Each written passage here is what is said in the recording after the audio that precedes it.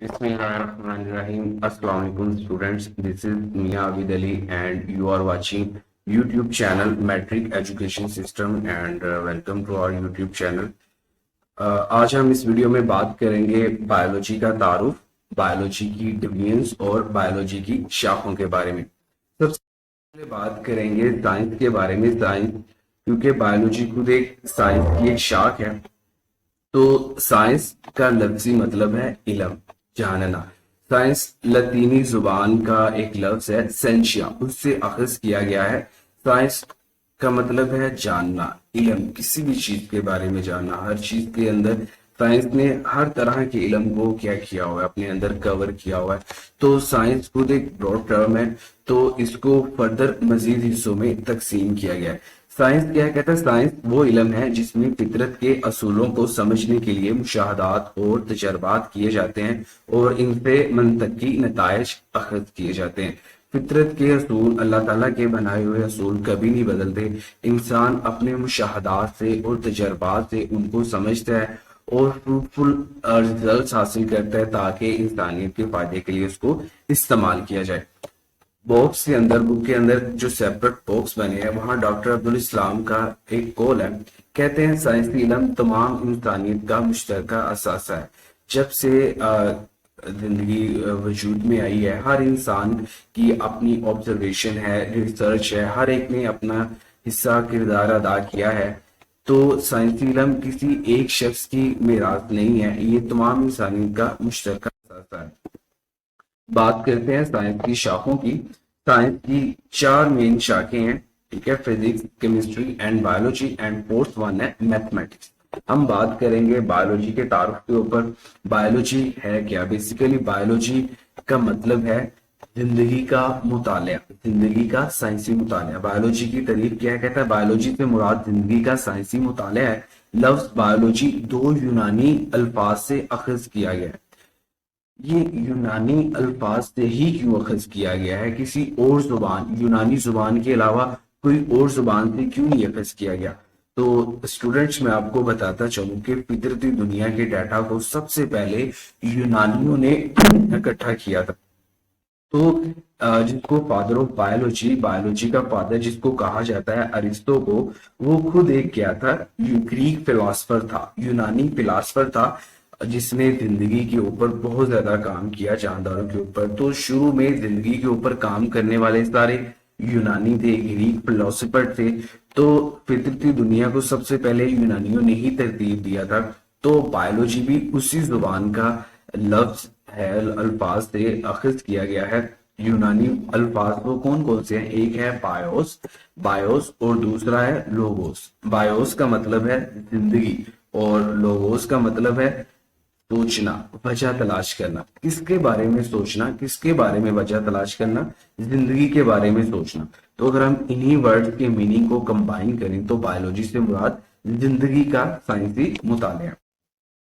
क्योंकि बायोलॉजी जिंदगी का साइंसी मुतालिया, तो हर वो चीज जो जानदार कहलाती है, जिसके अंदर जान है, बायोलॉजी क्या करेगी? उनका मुतालिया करेगी। तो पौधे और जानवर दोनों जानदार हैं, ये तो दो बड़े हिस्सों में तकसीम किया गया है इनको। और उसके अलावा एक वो भी चीजें, इनविजिबल चीजें जो नेकेड आई से नजर नहीं आती, बायोलॉजी वो भी जानदार कहलाती है। बायोलॉजी उनका भी मुतालिया करती है। तो बायोलॉजी को तीन हिस्सों में तकसीम किया गया है। बायोलॉजी की तीन डिवीजन है, जोलॉजी, बॉटनी एंड माइक्रोबायोलॉजी। तो इसको हम वन बाय वन डिस्कस करते हैं। जोलॉजी क्या है? जोलॉजी, द वर्ड जू से निकला है जोलॉजी, ठीक है। जू कहते हैं एनिमल्स को, जानवरों को। तो अगर मीनिंग का पता है तो इससे डेफिनेशन बहुत आसान हो जाती है। बायोलॉजी की स्टूडियन में जानवरों के मुतालिक साइंसी इल्म हासिल किया जाता है। या आप कह सकते हैं कि जानवरों का साइंसी मुतालिया, जानवरों की जिंदगी का साइंसी मुतालिया क्या कहलाता है? जोलॉजी कहलाता है, ठीक है। सेकंड वन है बॉटनी। बॉटनी में क्या कहते हैं? पौधों का साइंसी मुतालिया करते हैं। जोलॉजी में जानवरों का। याद रखने के लिए, जिस तरह जू है, जू में क्या होते हैं? एनिमल्स होते हैं, जानवर होते हैं। इस तरह जोलॉजी, जोलॉजी में क्या है कि जानवरों का साइंसी मुतालिया किया जाता है और बॉटनी में पौधों का साइंसी मुतालिया किया जाता है। उसके अलावा थर्ड वन हमारे पास जो डिवीजन है बायोलॉजी की, वो है माइक्रोबायोलॉजी। माइक्रोबायोलॉजी, ये बायोलॉजी की वो शाख है जिसमें हम माइक्रो ऑर्गेनिजम्स का मुताला करते हैं। बायोलॉजी में दो टर्म्स बहुत ज्यादा इस्तेमाल होंगी, एक है माइक्रो जो यहाँ इस्तेमाल हुई है और दूसरी है मैक्रो। माइक्रो का मतलब छोटा, इतना छोटा जो नेकेड आई से, एक आम आंख से नजर नहीं आ सकता, उसे उसके लिए वर्ड माइक्रो यूज करते हैं। और सेकंड वन है मैक्रो, मैक्रो का मतलब बड़ा, ठीक है। तो इस डीएनए का ताल्लुक माइक्रो ऑर्गेनिज्म मसलन बैक्टीरिया वगैरह के साइंसी मुताले से है। बैक्टीरिया, फंजाई, प्रोटोजोआ ऐसे जानदार हैं जो हमें नेकेड आई से नजर नहीं आते, तो इनको देखने के लिए हम क्या करते हैं, माइक्रोस्कोप का इस्तेमाल करते हैं। तो बायोलॉजी की ये डिवीजन सिर्फ माइक्रो ऑर्गेनिज्म का साइंसी मुताला करती है। बात करते हैं बायोलॉजी की शाखों के ऊपर। बायोलॉजी की ये शाखें हैं morphology, anatomy, histology, cell biology, physiology, genetics, embryology, taxonomy, palaeontology, environmental biology, sociobiology, parasitology, biotechnology, immunology, entomology and pharmacology. इन सारी शाखों के बारे में वन बाय वन डिस्कस करते हैं। सबसे पहले है हमारे पास मॉर्फोलॉजी। मॉर्फोलॉजी कहते हैं इस शाख का ताल्लुक जानदारों की बनावट और साख्तों के मुताले से है।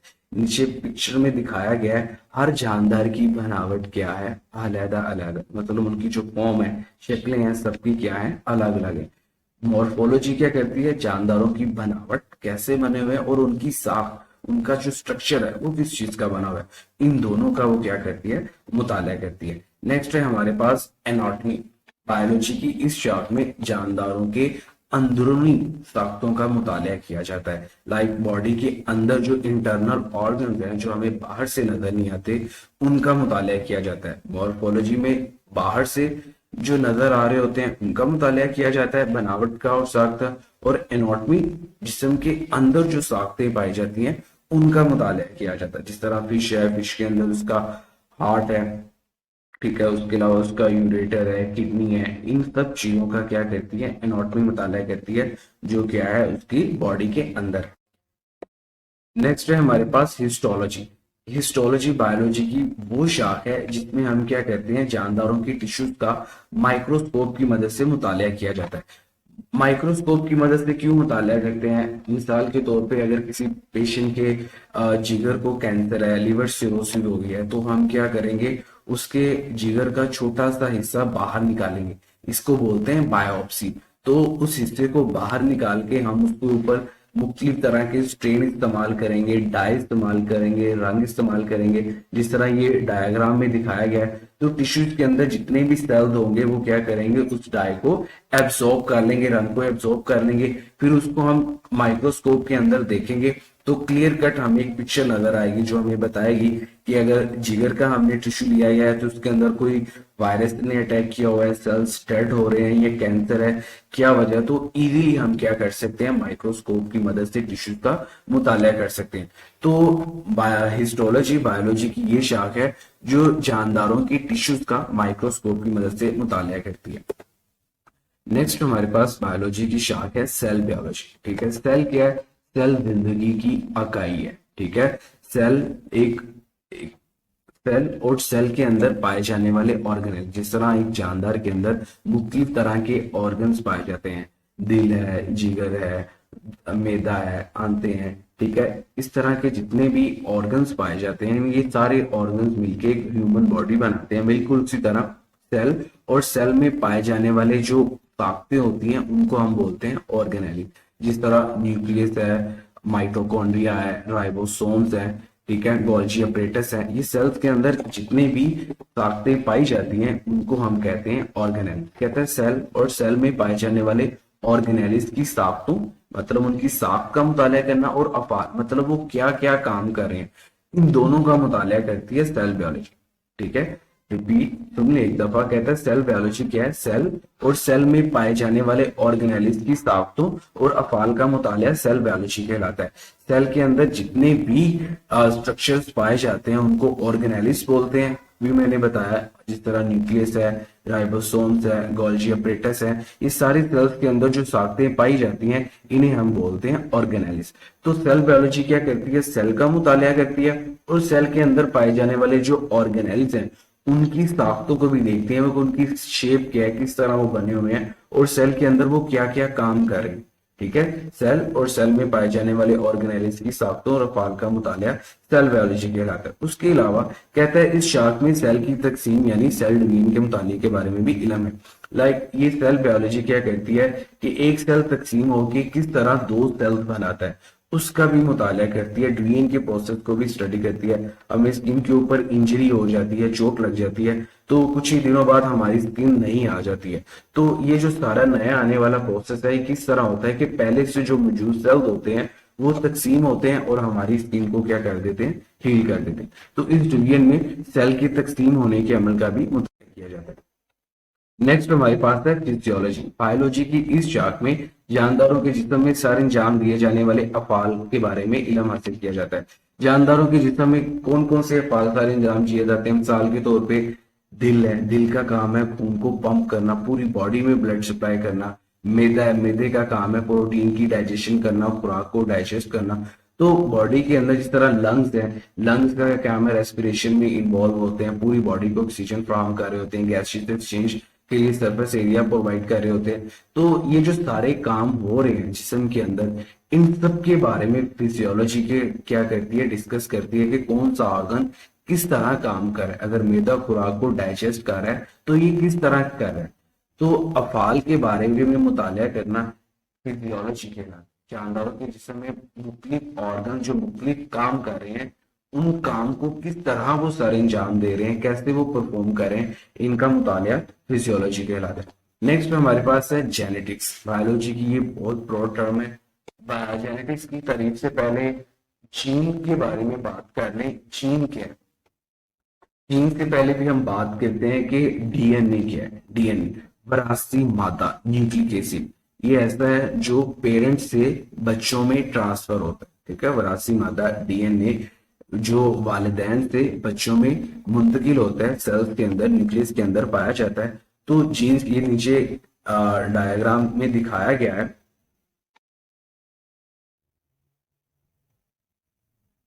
लाइक ये देखें, ये डीएनए का स्ट्रक्चर है। ये सारा क्या है? डीएनए का एक स्ट्रक्चर है। तो जीन क्या है? कहता है डीएनए का छोटा सा हिस्सा। अगर मैं यहां से और यहां से इसको कट करूं तो ये डीएनए का छोटा सा हिस्सा क्या कहलाता है? जीन कहलाता है। ठीक है, दोबारा सुन लें, जीन क्या है? डीएनए का छोटा सा हिस्सा जिसके पास प्रोटीन की तैयारी के लिए हदायत मौजूद होती है, उसे हम क्या कहते हैं? जीन्स कहते हैं। जानदार के अंदर जितनी भी खुसूसियात होती है, चेहरे का रंग, बालों का रंग, जहानत, ईच एंड हाइट, मेटाबॉलिज्म की स्पीड, उसका वेट, ईच एंड एवरीथिंग, जो भी एक जानदार की कैरेक्टरिस्टिक्स होती हैं वो जीन्स की वजह से होती हैं। और जीन्स कहाँ से आते हैं? वालिदैन की वजह से, वालिदैन की तरफ से आते हैं। और यही वजह है कि बच्चों की बहुत सी खसूसियात और आदात अपने वालिदैन की वजह से होती है। क्यों? क्योंकि उनका विरासती मादा वालिदैन से बच्चों में मुंतकिल हुआ होता है। तो जीन क्या है? डीएनए का एक छोटा सा हिस्सा जिसके पास प्रोटीन की तैयारी के लिए हदायत मौजूद होती है। तो जीन्स का मुतालिया और विरासत में इनके किरदार का इल्म जेनेटिक्स कहलाता है। विरासत क्या है? विरासत जिस तरह वालिदैन से जायदाद बच्चों में मुंतकिल होती है, इस तरह वालिदैन से जीन्स भी बच्चों में मुंतकिल होते हैं। और जीन्स का विरासत में क्या किरदार है, किस तरह अगली नस्ल में ये तब्दीलियां लाते हैं, इन्हें हम बोलते हैं जेनेटिक्स। वो कहते हैं विरासत से मुराद खसूसियात का एक नस्ल से दूसरी नस्ल में मुंतकिल होना, यानी वालिदैन से बच्चों में खसूसियात का मुंतकिल होना विरासत कहलाता है। नेक्स्ट है हमारे पास एम्ब्रियोलॉजी। एम्ब्रियोलॉजी की तारीफ से पहले मैं बात करेंगे कि एम्ब्रियो क्या होता है, और एम्ब्रियो से पहले हम बात करेंगे जायगोट क्या होता है।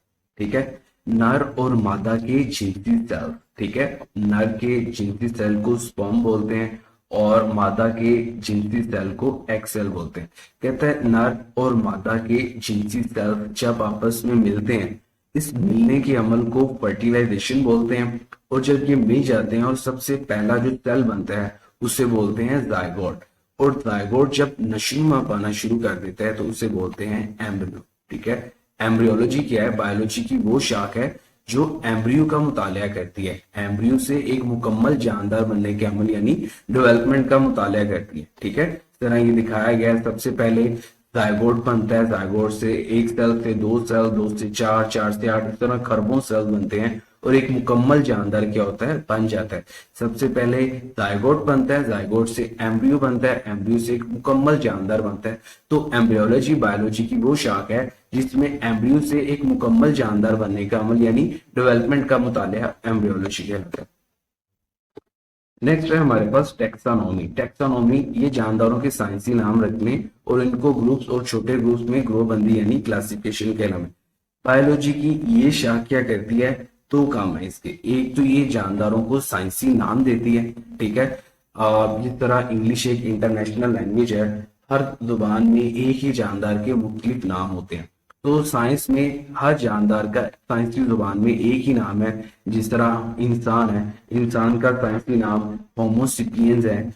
और इसी तरह जिस तरह अनियन है, अनियन को साइंटिफिकली एलियम सेपा बोलते हैं। तो साइंसी टेक्सोनोमी बायोलॉजी की वो शाख है जिसमें जानदारों को साइंसी नाम दिए जाते हैं और इनको ग्रुप्स और सब ग्रुप्स यानी छोटे ग्रुप्स में तकसीम किया जाता है ताकि इनका मुतालिया करना आसान, ठीक है। इनकी क्लास जानदारों को ग्रुप्स और सब ग्रुप्स में तकसीम करने के अमल को क्लासिफिकेशन बोलते हैं। तो टेक्सोनोमी बायोलॉजी की वो शाख है जो जानदारों के साइंसी नाम रखती है और इनको ग्रुप्स और छोटे ग्रुप्स में तकसीम करती है यानी उनकी क्लासिफिकेशन करती है। नेक्स्ट है हमारे पास पैलेंटोलॉजी। फोसिल्स के मुताले को पैलेंटोलॉजी कहते हैं। फोसिल से मुराद नापैद हो चुके जानदारों की बाकियात है, ठीक है। जिस तरह ये दिखाया गया है, वो जानदार जो मौजूद नहीं है, जो डेड हो चुके हैं, उनकी बाकियात का मुतालिया, उनकी जो हड्डियां वगैरह बच जाती हैं उनको फोसिल्स बोलते हैं और फोसिल्स का मुतालिया पैलेंटोलॉजी कहलाता है। इससे क्या होता है, जिस तरह ये डायनासोर दिखाया गया है, आज से हजारों साल पहले कहा जाता है कि डायनासोर इस दुनिया में थे। तो उनकी शक्ल कैसी थी, उनका स्ट्रक्चर कैसा था, तो हम क्या करते हैं उनके फोसिल से उनकी शक्ल को एज्यूम कर सकते हैं कि वो इतनी उनकी हाइट थी, इतनी उनकी स्ट्रक्चर था, उस तरह की फिजिक थी। तो फोसिल्स बायोलॉजी की ये शाख में फोसिल्स का साइंसी मुतालिया किया जाता है। तो फोसिल्स से मुराद नापैद हो चुके जानदारों की बाकियात है।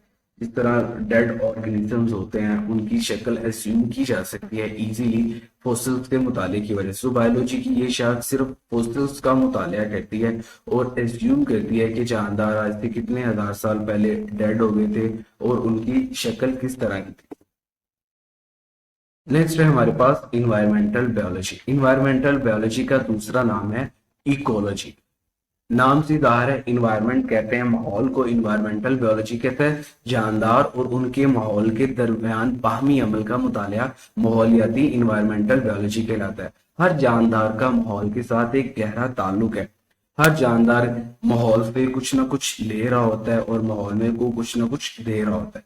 तो जानदार और उनके माहौल के दरमियान क्या रिश्ता है, उसमें बाहमी अमल को मुतालिया किया जाता है। जिस तरह हम जानदार हैं, हम क्या करते हैं माहौल से कंटिन्यूसली ऑक्सीजन ले रहे हैं, रोशनी ले रहे हैं, पानी ले रहे हैं और इन रिटर्न क्या कर रहे हैं, हम माहौल में कार्बन डाइऑक्साइड को क्या कर रहे हैं, खारिज कर रहे हैं। तो जानदारों का, हर जानदार का माहौल के साथ एक गहरा ताल्लुक है। तो उस ताल्लुक का मुतालिया करती है इन्वायरमेंटल बायोलॉजी। नेक्स्ट है हमारे पास सोशियो बायोलॉजी। ये शाख उन जानवरों के मशहती रवैयों से मुतलिक है जो माशरे यानी सोसाइटीज बना के रहते हैं। जिस तरह हम हैं, हम इंसान हैं और उसके अलावा दूसरे जानदार हैं, एनिमल्स हैं, लाइक शेर हैं, बेफिलोस हैं, ठीक है। ये क्या करते हैं, अपनी सोसाइटीज बना के रखते हैं, ठीक है। तो उनका अपने साथ क्या रिलेशन है, इन जानदारों का जो सोसाइटीज बना के रखते हैं, सोसाइटी के अंदर उनका आपस में क्या ताल्लुक है और दूसरे जानदारों के साथ क्या ताल्लुक है। सोशियो बायोलॉजी बायोलॉजी की ये शाख है, ये उन जानदारों का साइंसी मुतालिया करती है जो सोसाइटीज बना के यानी माशरे बना के रहते हैं। इसमें इंसान भी शामिल। इसके अलावा बात करेंगे हम पैरासाइटोलॉजी। पैरासाइट्स क्या होते हैं। पैरासाइटोलॉजी बायोलॉजी की वो शाख है जिसमें पैरासाइट्स का मुतालिया किया जाता है। अब पैरासाइट्स क्या कहते हैं, पैरासाइट ऐसे जानदार हैं जो दूसरे जानदार मसलन अपने मेजबान से होस्ट से खुराक और रहने की जगह लेते हैं और बदले में उनको नुकसान पहुंचाते हैं, ठीक है। पैरासाइट्स क्या करते हैं, अपने मेजबान से, अपने होस्ट से एक तो रहने की जगह लेते हैं और बदले में उन्हें नुकसान पहुंचाते हैं और खुराक भी हासिल करते हैं। इसकी दो तरह के पैरासाइट्स होते हैं, एक होते हैं एक्टोपैरासाइट्स और एक होते हैं एंडोपैरासाइट्स। ठीक है। एक्टोपैरासाइट्स ऐसे होते हैं जो जानदारों के जिस्म के ऊपर रह के क्या करते हैं, स्किन के ऊपर रह के खुराक और रहने की जगह लेते हैं और बदले में उनको नुकसान पहुंचाते हैं। जिस तरह वो जुएं हैं, ठीक है, सर के अंदर होती हैं, तो ये एक्टोपैरासाइट्स है। ठीक है। और उसके अलावा एंडोपैरासाइट्स है जो जिस्म के अंदर रह के, जानदारों के जिस्म के अंदर रह के क्या करते हैं, रहने की जगह भी लेते हैं, खुराक भी लेते हैं और बदले में उन्हें नुकसान पहुंचाते हैं। जिस तरह हुक वर्म है, टेप वर्म है। ठीक है। ये ऐसे ऑर्गेनिजम्स हैं जो ऐसे एंडोपैरासाइट्स हैं जो जानदारों के जिस्म के अंदर रह के खुराक लेते हैं, रहने की जगह लेते हैं और बदले में उन्हें नुकसान पहुंचाते हैं। तो पैरासाइटोलॉजी बायोलॉजी की वो शाख है जिसमें पैरासाइट्स का मुताला किया जाता है। बायोटेक्नोलॉजी, बायोटेक्नोलॉजी बायोलॉजी की बहुत ब्रॉड टर्म है। कहते हैं इसका ताल्लुक जानदारों से ऐसे मादे हासिल करना है जिससे इंसानियत को फायदा पहुंचता हो। मिसाल के तौर पे मौजूदा दौर में जिस तरह शुगर के मरीज हैं, डायबिटिक पेशेंट्स हैं, वो क्या करते हैं, उनको उनके जो पेंक्रियाज है वो इंसुलिन बनाना बंद कर देते हैं। तो शुरू में हम क्या करते थे कि जानवरों के जिस्म से इंसुलिन लेते थे, वो बहुत एक्सपेंसिव भी थी और बहुत डिफिकल्ट भी था एक्सट्रैक्ट करना। तो आज के दौर में हम क्या करते हैं, बायोटेक्नोलॉजिस्ट क्या करते हैं, बैक्टीरिया से इंसुलिन हासिल कर रहे हैं। कैसे ले रहे हैं कि ह्यूमन बॉडी में जो जीन इंसुलिन बना रहा होता है, उस जीन को क्या किया उन्होंने, बैक्टीरिया के जिस्म में इंसर्ट किया और बैक्टीरिया क्या कर रहे हैं, उस जीन के अकॉर्डिंगली इंसुलिन बना रहे। अब उस इंसुलिन को हर डायबिटिक पेशेंट क्या कर रहा है, इस्तेमाल कर रहा है। तो बायोटेक्नोलॉजी जानदारों को इस तरह इस्तेमाल करती है कि इंसानियत को उससे फायदा पहुंचे। जिस तरह एक योगर्ट है, घरों में दही वगैरह बनता है, तो वो भी माइक्रो ऑर्गेनिज्म के इस्तेमाल से ही बनता है। नेक्स्ट है हमारे पास बॉक्स है। बॉक्स में कह रहे हैं very important short question, biological issues क्या है। कहता है बायोलॉजिकल इशू, बायोलॉजी के जो मसाइल हैं वो है बढ़ती हुई आबादी है, इंसानी आबादी में बहुत ज्यादा इजाफा हो रहा है, बेशुमार उसके साथ बीमारियां हैं, नशावर अद्वियात है और माहौलियाती आलूदगी आज के दौर के बड़े बायोलॉजिकल इशू है। नेक्स्ट है हमारे पास इम्यूनोलॉजी। इम्यूनोलॉजी कहता है ये जानवरों के मुदाफती निजाम यानी इम्यून सिस्टम का इल्म है जिसमें नुकसानदा माइक्रो ऑर्गेनिज्म के खिलाफ दफा करता है। इस तरह एक पिक्चर में बड़ी जबरदस्त पिक्चर दिखाई गई है कि पूरे सराउंडिंग में, इन्वायरमेंट में हमारे बहुत ज्यादा जर्म्स हैं, बैक्टीरिया हैं, वायरसेस हैं, कंटिन्यूसली हमारी बॉडी में अटैक कर रहे होते हैं। मगर अल्लाह ताला ने हमारी बॉडी के अंदर एक मुदाफती निजाम रखा है, इम्यून सिस्टम रखा है, जो व्हाइट ब्लड सेल्स क्या कर रहे हैं, प्ले कर रहे हैं। व्हाइट ब्लड सेल्स हमारे जिस्म की एक आर्मी है जो बाहर से आने वाले नुकसानदा माइक्रो ऑर्गेनिज्म है, बैक्टीरिया है, वायरसेस है, उनको क्या करता है, किल करता है। तो ये जो व्हाइट ब्लड सेल्स जरासीमों को मारते हैं, उनको किल करते हैं, तो ये हमारी बॉडी का मुदाफती निजाम बनाते हैं, इम्यून सिस्टम बनाते हैं। तो इम्यूनोलॉजी क्या करती है, इसी इम्यून सिस्टम का मुताला करती है, जो क्या करती है, नुकसानदा माइक्रो ऑर्गेनिज्म के खिलाफ जिस्म की हिफाजत करती है, जिस्म का दिफा करती है। नेक्स्ट है हमारे पास बायोलॉजी की डेफिनेशन है एंटोमोलॉजी। बायोलॉजी की ये शाख हशरात के मुतालिक है, जितनी भी तरह के इंसेक्ट्स हैं, हशरात है, बायोलॉजी की ये शाख क्या करती है, उनका साइंसी मुताला करती है।